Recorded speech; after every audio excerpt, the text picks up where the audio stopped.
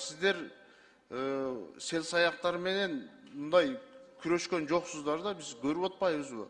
Кайра күндөн күнгө көбөйүп атат. Уруксат болсо мен сизге мындай расмий түрдө маалыматты берейин. Вот Ош базарынын ичинде дагы бир маселе болчу, бул бомждар. Сиз туура айтасыз. Азыркы учурда 3 көчөдө ошол бомждар жок. Бул Тактагула, Бейшиналиева, анан Фычка көчөсүндө. Ошол жерлерде бомждардын бир атайын жерлери болчу.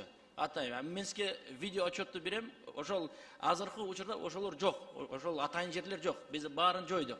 Бирок андай жерлер дагы толтура. Шаардын ичинде толтура бар. Аны биз Жок, кантип күрөшөбүз? Программа барбы сиздерде сел саяктар менен бомждар менен күрөшүү боюнча? Ошолорду тарбиялап бир жолго сала турган негизи мэриянын программасы барбы ошондой?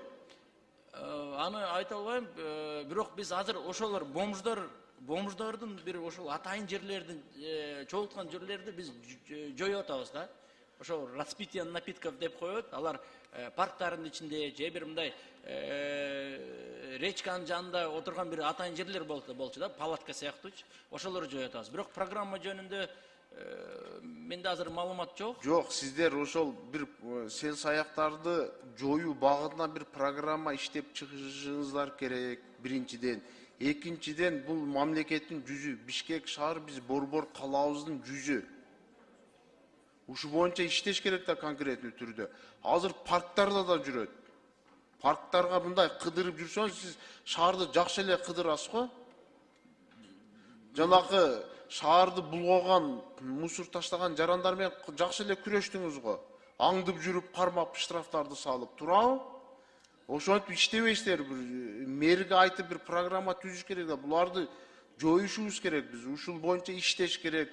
Андан тышкары жанакы кайырчылар светофордо турган толтура. Бул эми укук коргоо органдары менен дагы иштешиңиздер керек. Чет өлкөдөн келген кошуна мамлекет Өзбекстандан келген жанакы кайырчылар жүрбөйбү жолдордо? Ошолорду баарын чогултуп, депортация кылып кетириш керек да. Светофорлордо турат, коомдук жайларда турат, бүт жерлери басып кетпедиби?